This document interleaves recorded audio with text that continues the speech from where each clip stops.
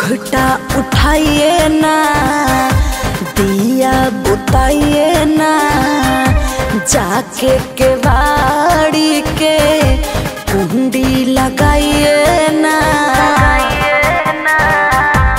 ए जी घूंघटा उठाइए ना, दिया बुताइए ना, जाके केवाड़ी के कुंडी लगाइए ना। आइए सब काम कर लीजिए, तोहनी सबर कर धानी हमर रात औरी होने दीजिए। तोहनी सबर कर धानी हमर रात औरी होने दीजिए। अरे बात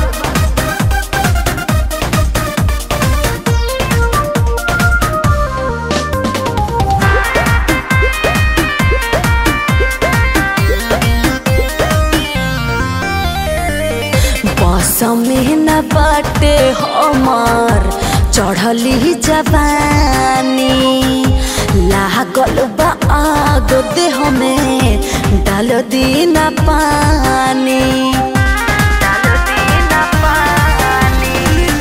बस में न बाटे हमार चढ़ली जवानी, लागल बा आग देह में डाल दीना पानी।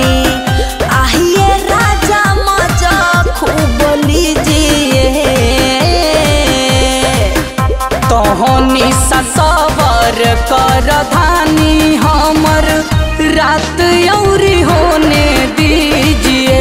आप समझते काहे नहीं है? तोहनी सबर कर धानी हमर रात औरी होने दीजिए।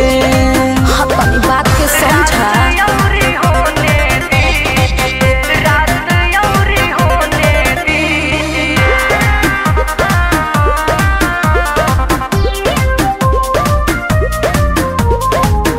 करी जनी वेट लेट होता है राजा, थके अकबारी में ले खूब मजा।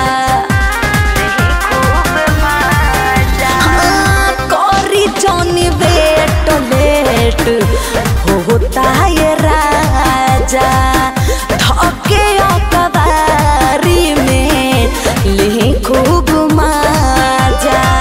रे तुझे तू सजा जोनी दीजिए,